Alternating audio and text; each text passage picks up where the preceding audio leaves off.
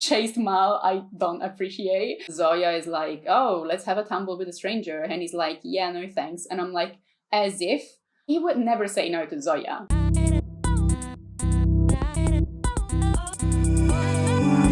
Hi guys and welcome back. In this video I'm going to be speed painting and doing a color study of a scene taken from the new Netflix series Shadow and Bone. I'm also going to talk about the series and what I thought about it since I've already watched it twice. I've also read the books, so some of my opinions are probably conditioned by the fact that I've read the books, but I hope that I will not be spoiling anything or not too much. So again, I'm gonna be bringing up the spoiler sign in case there's something that I say and I realize later that it might be potentially problematic. I've decided to break down my opinions about the series in several categories to be more orderly and organized. So the categories that I'm going to be touching upon are the characters, the world building, the plot, and finally what I think will happen in season 2. In the meantime, you're gonna be seeing this scene taking shape. I guess I should be saying it's a love scene, but it makes me icky to say that because it's not really a love scene, and I feel very controversial about the scene that I am studying today, which I'm gonna be talking about it, towards the end of the video in the plot section. I'm working on Photoshop CC, as you can see from the software. I'm working on my Cintiq 22HD. I am not being sponsored by either Wacom or Adobe, so if you use these products, it's good for you. If you don't, I don't mind. I'm not being paid to say that I do. Nobody is really paying me to do these videos anyway. I think that taking scenes from TV series or movies and studying them in terms of composition and lighting and color, it's very good if you're an artist and you're trying to improve your skills. You can, try and make them as realistic as you like, or in my case, I try and stylize them a little bit. So basically draw them in my style. In this scene, I think what's more interesting is the connection between the two characters and the sort of like gaze game, I would say.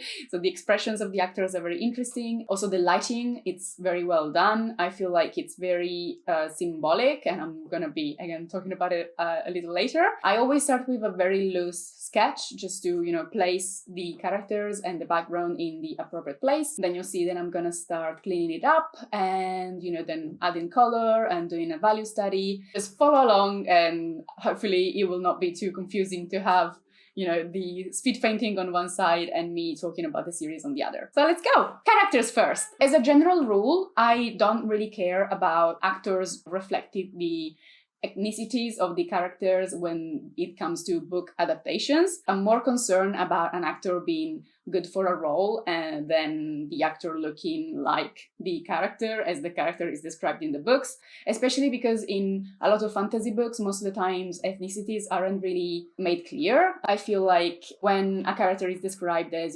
dark-haired and dark-eyed, that could be any ethnicities that has dark hair and dark eyes as, as an average. I don't really care as long as the actor that is, picked for the role really embodies the personality of the character. But in this case, I would say that Alina Starkov being made half Shu is actually better than the original. I feel like her difference in ethnicity and the racism that she has experienced all her life growing up in the orphanage and in general in Ravka plays into her character personality a lot better. One of the main drives for Alina's character development is that she feels like she's never belonged anywhere and that she feels very lonely, very alone, and that's why she's kind of easy to manipulate. So I feel like this particular choice for the casting Jessie May Lee, I feel like that's an even better choice than in the books. I think I've rarely seen casting done so well, especially characters like Jesper. Like, he's exactly what I imagined him to be. The actor brings like a lot of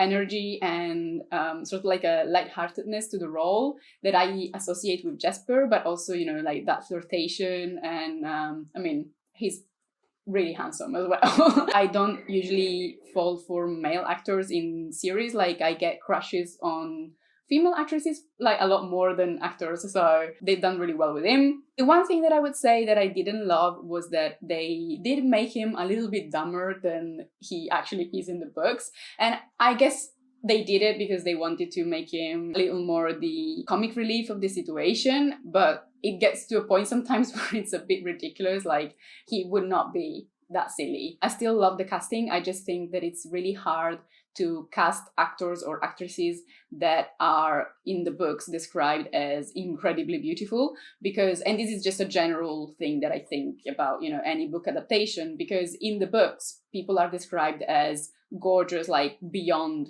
limits, and that's very difficult to find in a specific actress or actor, because, you know, beauty is subjective, and also people are real people, you know, made of flesh and bone instead of just imagination and fantasy. So for someone like Genia and Zoya, that are specifically described in the books as being like otherworldly beautiful, like the actresses that they cast are, you know, very beautiful women, but at the same time they can never probably meet the expectations that someone's like imagination has set. Regarding Zoya, I think it was interesting how they represented her, because the actress is actually of Indian descent, and so it ties well into her own personal backstory, which I didn't actually understand the first time that I read Shadow and Bone, because the way that she's described is just, you know, incredibly beautiful, with the fair skin and, you know, luscious dark hair, the falling waves to her waist or something. Basically, she's what we would say white passing. Her mother, like in her backstory, which we find out in King of Scars, has always told her to pretend that she's not half Suli, so that she wouldn't experience the racism that comes with it being Suli or half Suli in Ravka. That's not immediately obvious, but you can also guess it when she passes by two aristocrats who say, "Oh, I didn't know that the many were so good at acrobatics." And she stomps by and goes like, "She's Zuli." Oh, that's, you know, that's like a connection there. And also she makes another remarks when she's on the skiff towards the end of the series, and she says, "Yeah, I can't wait to meet my aunt in Novosibirsk." And the guy, like the heartrender next to her, was like, "Oh, you have family in Novosibirsk?" And she's like, "Yeah, my family is Ravkan."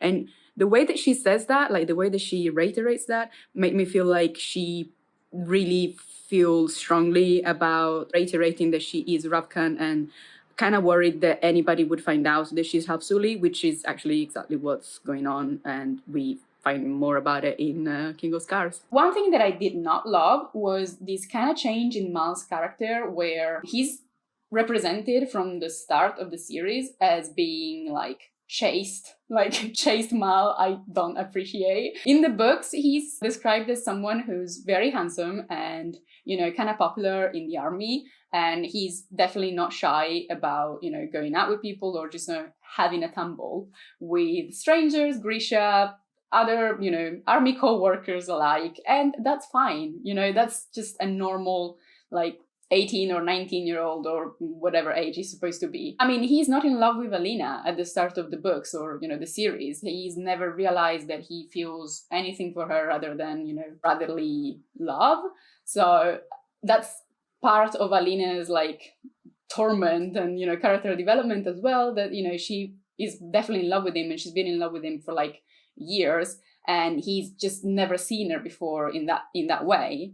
And instead, in episode 1, they steal some fruit from the Grisha tent, and Zoya is like, "Oh, let's have a tumble with a stranger." And he's like, "Yeah, no thanks." And I'm like, as if he would never say no to Zoya. It's just unrealistic that he does. I don't know. It just makes him even more boy from next door, that he's just always there for Alina and he loves her so much from the start, but he realizes just halfway through.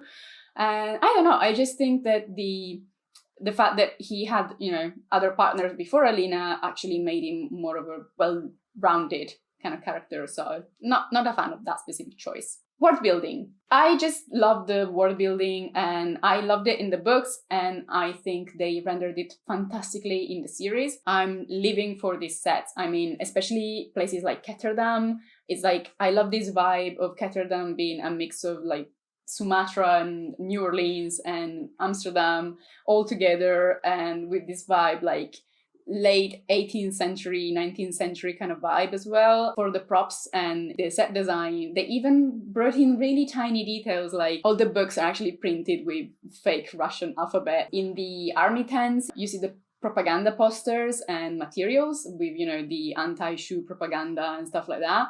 And it's amazing because the graphic design even looks a little bit like futuristic 1920s kind of style, which is really accurate. A part in me that is a concept artist is like, they did a fantastic job with this. I really loved all the hints as well to other world events into the fictional Grishaverse. You have, you know, this character, the conductor, which it's a new addition from the books, and he basically smuggles people out of East Ravka into West Ravka to escape the war and force levy. That's really great because it steeps the world into the real life scenario of Germany being divided after World War II and having West Germany and East Germany, you know, East Berlin and West Berlin, and the people who tried to escape from East Berlin into West Berlin. I feel like that's just one more step into bringing something that is from the real world into the fictional world and just making us more like identify more into the fictional world. In general, I also really like the accents of all the characters. The one thing that I would say is strange is that I couldn't really place accents from all the people from Novi Zem. I always thought that Novi Zem was supposed to be like America because they're a new country and they're kind of like cowboys at the frontier. So it felt like that was kind of like the Old West. So I was like, maybe they should have like a different accent, like a more of an American accent. Let's move to the plot. So in the series, we basically have three storylines that are overlapping each other, and there's the main storyline, which is the actual storyline from Shadow and Bones, the trilogy. Then we have the crows that are taken from Six of Crow and Crooked Kingdom, which is a duology that was written after Shadow and Bone, and that is also set in the Grishaverse a couple of years later than the events of Shadow and Bone actually conclude. We have these characters that have been aged up and brought backward in the past so that they could do their thing contemporarily to the Shadow and Bone characters. I can see why they did that. Like, I feel like, especially in the fandom, there's a lot of love for Six of Crows, and as characters, they're probably tiny bit more interesting than the characters from Shadow and Bone. Shadow and Bone was Lee Bardugo's kind of debut series, and I feel like you can see that in a couple of things about the books, which I'm not going to talk about. I'm going to maybe make another video about Shadow and Bone, the books. So let me know in the comments if you'd like me to, you know, talk about the Shadow and Bone books. But basically, I feel like the characters from Six of Crows and the plot from Six of Crows is a little bit more mature than Shadow and Bone. So they probably thought, you know, the Netflix people were like, let's put it together so that we can have that, you know, fandom love that people have for Six of Crows into Shadow and Bone as well. And I think they were successful to a point. Overall, they actually managed to make the merge quite successfully. They basically took the characters from Six of Crows, which are Kaz, you know, the gang leader, the bastard of the barrel, Inej, spy, acrobat, all-round queen, and Jesper. How can you not love Jesper? These characters that live in Ketterdam, they are criminals. They are trying to make some money, basically. In the original story of Six of Crows, the first book revolves around a heist where they have to basically break someone out of prison and then kidnap them, which is exactly what they do in Shadow and Bone. Break Alina out of the little palace and then kidnap her to earn 1 million kruge. What they did there was actually quite clever because they basically took the plot from Six of Crows, they just changed it a little bit and applied it to Shadow and Bone. And to be fair, it does apply quite well, considering that there wasn't really that much going on in the Shadow and Bone book 1, which is also called Shadow and Bone. They just chuck the crows in there, and it kind of makes sense because all of the countries in the world want to get their hands on Alina, either to kill her or maybe perhaps use her. Ravka as a country wants Alina to destroy the fold and restore the country as a united nation. All the other countries want to kill her so that Ravka doesn't return to its former glory and power. So it's a shit situation for Alina, basically. The crows are just one of the various people that are getting paid to kidnap her. This makes sense. Fine, fair enough. What I would say, though, is that I really thoroughly enjoyed the first 2 episodes where the crows were in Ketterdam. They were inside, you know, their environment. They made sense in terms of attitude and clothes and, you know, general badassery. They just fit in Ketterdam, right? And then all of a sudden they are in West Ravka and then in East Ravka. among all these like peasants, they just look like fish out of water, to be honest. I feel like they lose a lot of their magnetism, a lot of their charm, if they are placed somewhere else that is not Ketterdam, basically. While on one side it does make sense in theory that they could get this job, on the other side, in the situation, like in the scenario, it just felt a little bit forced and a little bit far-fetched. It is a testament of the absolute skill of the actors who played the crows that they managed to pull it off, actually. I think a lot of the enjoyment that I got from the crows scenes and kind of far-fetched heists come from the fact that the actors actually bring these characters alive really well. Also, one thing that I'm kind of, not skeptical, but concerned about is that, in a way, they kind of fill the role of Nikolai's crew. In Shadow and Bone Book 2, a new set of characters arrives, and I'm not gonna spoil anything. I'm just saying, like, there's this new set of characters, and they are basically like a pirate crew, privateer, who basically joins up with Alina, and one of these characters is a very charismatic leader, and two of these characters are religious zealots who love Alina because they believe that she's a saint, which is a whole thing, you know, Sancta Alina. In a way, what they did with the crows is that, you know, Kaz is a charismatic leader, and Inej is religious, like she believes in the cult of the saints, and she believes that Alina is a saint. That's a big part of the character development. Like in the Netflix series, she pledges her sword, you know, like her knives or whatever, to Alina's service, which is something that these other characters from the book crew that enters in book 2 also do. And I'm like, are they going to do that again, like next season? Are they actually going to bring in these other crew, you know, these pirates, and do the same thing? Because literally the characters are very much overlapping at this point. Talking about the third storyline that I was talking about before, featuring Nina and Matthias, who are the other two pros that haven't been mentioned before, even though their story doesn't relate to Alina's or the crow's story at all. They have like a love-hate relationship. She's a Grisha, he's a Grisha hunter. He kidnaps her, puts her on a boat, the boat sinks, they have to save each other, they fall in love, lots of sexual tension. Oh my god, if it's hot in that whaler's hat. Aside from the fact that I enjoyed the whaler's hat scenes, and I enjoyed all of the scenes with Nina and Matthias because they have really good chemistry. I think they win the, you know, good chemistry kind of prize in the show. I still feel like, I mean, why?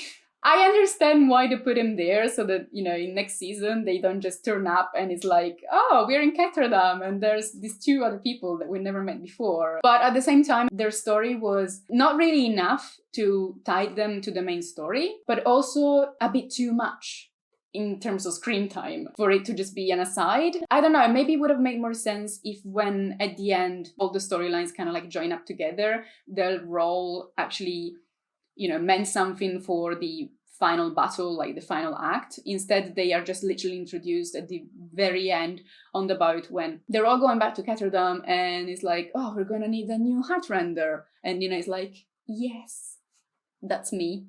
So now for the reason why I picked this scene as a color study. This scene features Alina and the Darkling, aka General Kerrigan, aka Alexander, aka Ben Barnes, just having a moment where they are like getting close to each other and kissing and whatever. It's like the physical confirmation of the simmering love thing that was happening between them for the first few episodes. The reason why I chose this scene is because I feel like it's very interesting in terms of lighting. The two are giving their back to the main light, which is not shown, like the source of light isn't shown in the scene, but it's like somewhere to the far end. And so Alina's back is in the light and her face is in the dark, and she's facing the Darkling.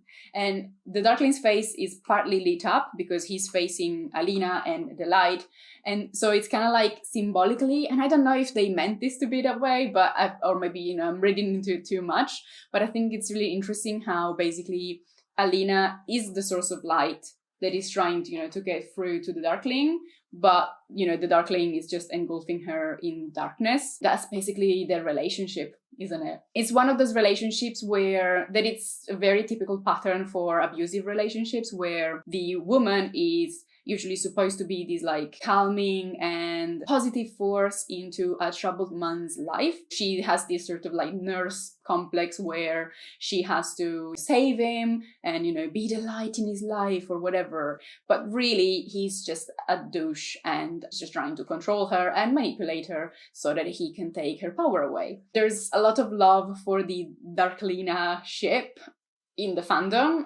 You just need to see like the amount of fan art that is been, you know, drawn about it. I don't know why.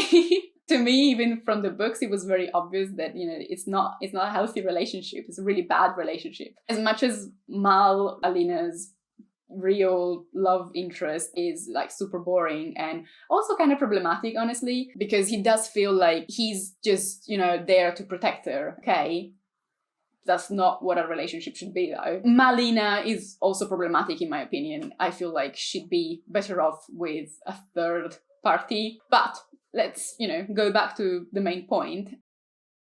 I feel like from the book was also very clear that it was an abusive relationship, but in the Netflix series, they make it extra clear, like they really lay in thick. He's basically an asshole that has made his business for centuries to exploit young women so that he can get what he wants and never have to pay for it, basically. It's very interesting how they set up the relationship that he has with Genia, Zoya, and Alina, because it shows his manipulation on like 3 different levels. With Genia, like he literally took her as a child and put her in a place that was not safe for her, convinced her that, you know, she was special and that she was doing him a service and a service to her country, and that eventually all Grisha would be free. So she did what he wanted. Then you get his relationship with Zoya, where he took her when she was a child and told her that she was special and that she was very strong, and gave her an amplifier and told her that thanks to her service, Grisha would be safe forever. And so she was very loyal to him and also betted him. And then he took Alina and exploited the fact that she was an orphan and had suffered from racism for her whole life, used every trick in the book, no privacy, reading, you know, her stuff, controlling her interactions with the outer world, actually isolating her even more by burning the letters that she was getting from Mal and burning her letters to Mal, and set up situations that would make Alina feel like he was her only savior, or like, you know, the only person that really understands her. I didn't realize this in the books, and I feel like maybe I'm stupid, maybe that was obvious to everybody, but I always wondered, like, why is he sending this very important person into a carriage with just a few Grisha as escort to the little palace while he's staying behind? Like, that doesn't make any sense. If he's so powerful, why isn't he protecting her from the start? Because I watched that scene in episode 2, I realized, oh, he probably set that up. Like, he knew that the convoy was gonna get attacked by Fjerdan or, you know, whomever. So he stayed, you know, a little bit behind so that when the carriage got attacked, then he could arrive and just save the day, basically. That's manipulation 101, isn't it? I was also not a fan of the little backstory of the Darkling and the scriptwriters just giving him a random dead love interest, which is supposed to make us feel as though he's more entitled to his manipulation because he once, you know, loved and lost. That's generally what writers give problematic, power-hungry characters in the present, so that you can understand why they've become so guarded and why they're so bad at relationships. That disproportionately happens with male characters. You give them, you know, just this angelic woman who's usually a healer or some sort of nurse or some sort of, you know, caring figure, as it is in this case as well, that, you know, made them a better person, but now she's dead and so they are back to being an asshole. It's interesting how he's just, you know, he just has this pattern that he's repeating with all these different women in different ways. Then manipulation is, you know, mental or physical or behavioral from a very young age, but he does that like over and over again. And I feel like the great thing about the TV series is that having an actor like Ben Barnes, who's undeniably hot and also very good at acting and also very charming, makes it difficult to hate the character, right? When I was drawing this scene, I was analyzing it and thinking in my head, like, oh, he's such an asshole. But at the same time, can't help feeling like, you know, the emotions that the characters are trying to give me, like from the scene when they kiss, you know? And so I feel like that's really good, like in a bad way, but like it's well portrayed how abusive relationships usually make you feel. Like it's very hard to break away from abusers because abusers don't look like trolls. They usually are charming and they make you feel safe by creating a scenario around you where you feel like you're nothing without them. Your relationship is so important and like nobody understands it from the outside, and you're the only people in the world who are aware of, you know, of that. And that's exactly what he does, you know, like he tries to make Alina think that all her power is linked to him and that she cannot be powerful on her own and that they have a great destiny together. And, you know, that's just textbook manipulation. So I thought that was really, really well portrayed, honestly. Right, so for the last category in this review, I have a theory on how season 2 is going to move forward, and I'm going to say it here, and then maybe in a couple of years when we get season 2, if we get season 2, I hope we get season 2, I will be proven right or proven wrong, and, you know, we'll see. So my theory in how they are going to bring the two franchises, you know, Shadow and Bone and Six of Crows, together in a magic mix is that they are actually going to have 2 separate plots in season 2. So all the characters are, you know, going west at the moment. The second book of Shadow and Bone starts with Alina and Mal on the run trying to put as many miles as they can between them and Ravka. The Crows are going back to Ketterdam, but they have a tall bill to settle because they were supposed to bring back Alina and they aren't, so they not only don't have their, you know, promised million Kruger, but also Kaz has sort of given away his stakes in the Crow Club, which is their home, and, you know, there's Tante Eileen and there's Becca Rollins that they have to, you know, deal with. This kind of situation is really good for them to need more money, which they can get by doing the heist that they're supposed to do in Six of Crows book 1, you know, the thing with the parem. Yurda parem is a drug that is derived from normal yurda, which is a stimulant that you chew on and it gives you increased awakeness and alertness. But yurda parem is this drug that has been manufactured in Shuhan that makes Grisha go completely mental, enhances their power like tenfold, but also gives you really bad withdrawal symptoms and then you die. So what I'm thinking is that they will have these 2 plot lines moving forward with, you know, Siege and Storm and everything that happens in Siege and Storm going forward, and Six of Crows and everything that happens in Six of Crows going forward in season 2. And then the 2 plots will naturally sort of like conflate because they are both about parem. It's, you know, very relevant both for the Grisha, like in Ravka, and for the Crows in Ketterdam. So I feel like they will probably come together with the solution and then the 2 timelines will sort of like align again. Maybe it won't happen. Maybe they have like a whole different plan for season 2. I don't know. If Netflix wants to hire me and bring me in as a concept artist, I'd appreciate it. So I guess that's all for this review of the Netflix series of Shadow and Bone. My final words are that I really enjoyed it. I thought it was great. There's definitely like some problems with it that I have already talked about, you know, how the plot lines, especially the Nina and Matthias plot line, is a little weird, and how I don't know if they were entirely successful in merging the 2 storylines together, like the Crows and the Grisha, because they do have a different feel. It was a good gamble, and I don't think it ruined the series. Like, I just feel like it's different from the books, but that's true for any adaptation. Like, if you're a fan of the books and you are 100% committed to seeing them portrayed accurately in a TV series, you're always gonna be disappointed because it's not possible. You know, you have to consider Shadow and Bone, the Netflix series, as a Netflix series, not as a book and not as a movie. Like, it's a Netflix series. So you have to get into that frame of mind to really enjoy it. And I did. I enjoyed it. Oh yeah, one thing I was not a fan of, the CGI effects for Alina's power. That was really bad, actually. Which is weird, because all of the other effects were really good. All the Grisha movements where they have to use their powers, they were great. And instead, the effects for the light coming out of Alina were just so bad. Okay, so thank you for watching. Like and subscribe if you do like this video. And I shall see you soon. Bye, guys!